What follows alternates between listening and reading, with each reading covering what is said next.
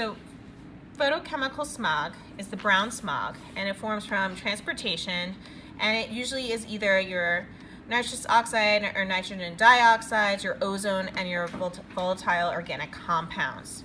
And basically, when they react with light, it transforms them and makes it even worse.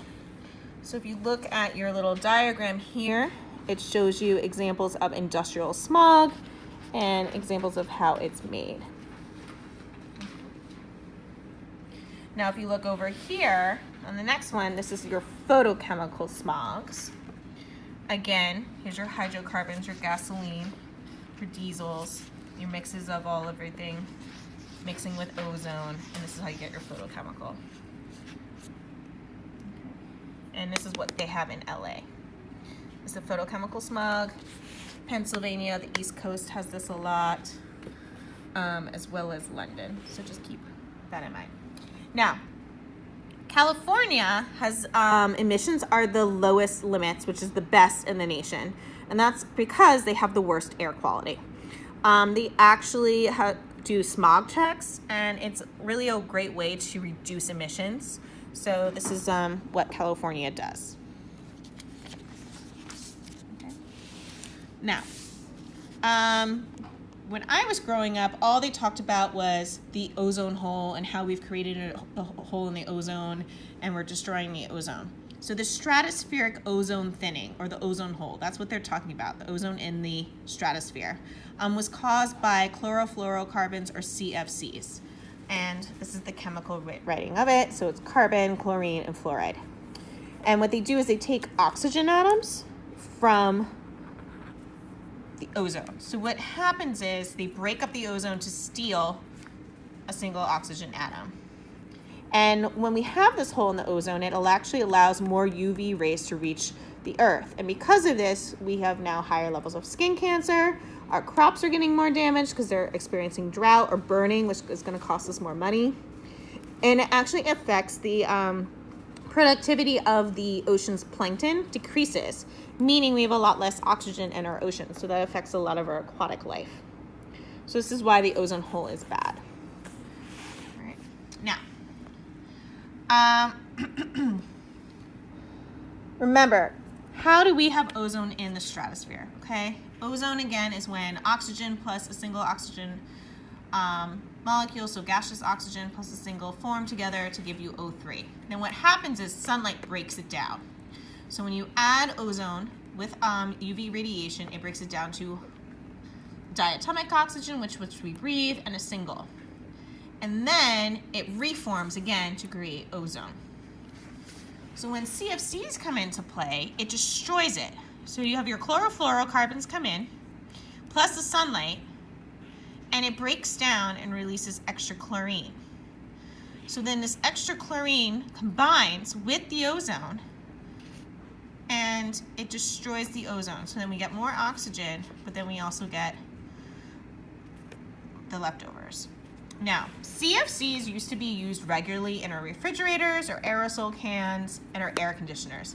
It is now banned. All right?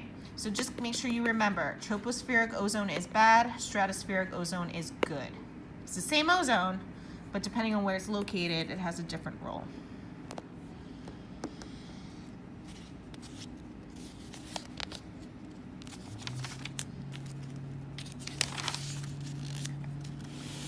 So here's an image of the ozone hole, and ironically, it's always been over the Antarctic region.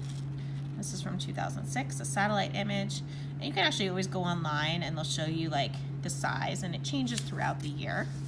So the damage peaked in 2009, 2010, and that's because the CFCs before the ban reached the stratosphere. So it took a really long time for these chemicals to get up to the stratosphere and to the ozone layer. The ozone hole is the worst, meaning it's the largest when it's springtime in the Antarctic. So it's usually September, end of the Antarctic winter, and that's because there's more ice crystals that promote the CFCs taking oxygen atoms away from the ozone, and they have time to build up over the Antarctic winter. But there's new studies coming out saying that the ozone hole is shrinking, and that's because we've banned it now. When I was in middle school in like the mid-90s, that's when we used to get assemblies telling us to tell our parents stop to use aerosol cans. All right, and as your textbook says, they don't expect it to be fully recovered until 2060. So sometime in your lifetime. All right. One important form of legislation you need to know is the 1987 Montreal Protocol. This was the biggest international environmental success, and that's when we banned CFCs. Okay. Acid rain or acid deposition, they're the same thing depending on how they write it. Your sulfur dioxide comes from coal, and that's the biggest culprit of acid rain, and also your nitrogen dioxides, which comes from burning petroleum oil. And they give you some examples of your acid rain, the primary pollutants, which are the two we just mentioned, and then here's your secondary. All right, so why do we care about acid rain? Why is it so bad? Well, it dissolves marble and limestone, which a lot of our statues, tombstones, and important buildings for our government are made out of. And it also can change the soil chemistry. And it does this by, it elevates the aluminum in the soil, which hinders water and nutrient uptake. So now you're taking away two things that plants need in order to thrive. It also can affect a lake's pH, make it drop, which is harmful to organisms, and a lot of your crops can get damaged too and die. So here's the chemical equations for acid rain or acid deposition. So make sure you look over these. So sulfuric acid is here, and that comes from your coal. Okay. Another word that you need to make sure you know about is water buffering. It's the ability of water to maintain the pH without the addition of an acid. This does not occur in all of your lakes. All right, and this is the equation that goes with it, and it all comes from your oil.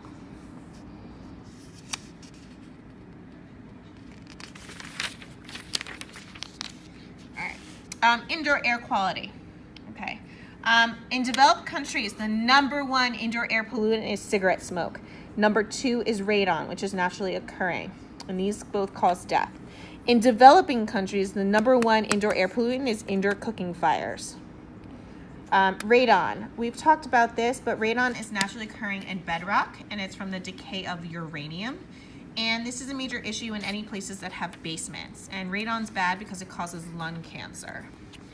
Radon can actually be removed or mitigated using a vent pipe system with a fan, and actually sucks the radon out of the building, and or installing a ventilation system. You can get radon detectors. They actually just plug into the wall, and these should all be located in any basement or a below grade ground building. So make sure that whenever you are in a basement, or if you live in a basement room ever, you should have a radon detector, because you can't smell radon. So it's one of those silent deadly gases. Okay, major health effects you get from indoor air pollution: asthma, skin allergies, and even infectious diseases. All right, a more infamous one is called sick building syndrome. This is when a building actually makes people sick, and usually it's a mystery. We don't know what causes it. We think it's microbes or some sort of bacteria buildup or mold or fungi. Usually it's your big office building. So all those big skyscrapers in New York City, those windows do not open, so they never get any fresh air. And that's part of the reason why they think people get this sick building syndrome. And symptoms of it can be headaches. People usually are lethargic. They can get depressed, get bad allergies. So this is a real thing. And then the last thing that you need to know about is the Legionnaire's disease. And this happened in like kind of these older people clubs, where they actually found bacteria in the hot water heaters, and it spread through the air current. So like the vents that like circulate the air in the buildings, and all these people were getting sick, these men. So that's why this is called that. And that's an example of your sick building syndrome. And that is it. Ooh, last one. All right, so here's a diagram of all indoor air pollutants and their sources. Make sure you know some of these. And ways to mitigate it, it's all about opening your windows. If you have plants, there's actually specific plants that are known to take air pollution or air toxins out of the air and purify your air. So plants in your household is really important.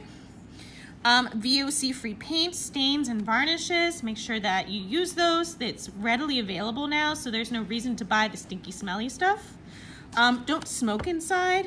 Choose to use less toxic products. Use all natural products.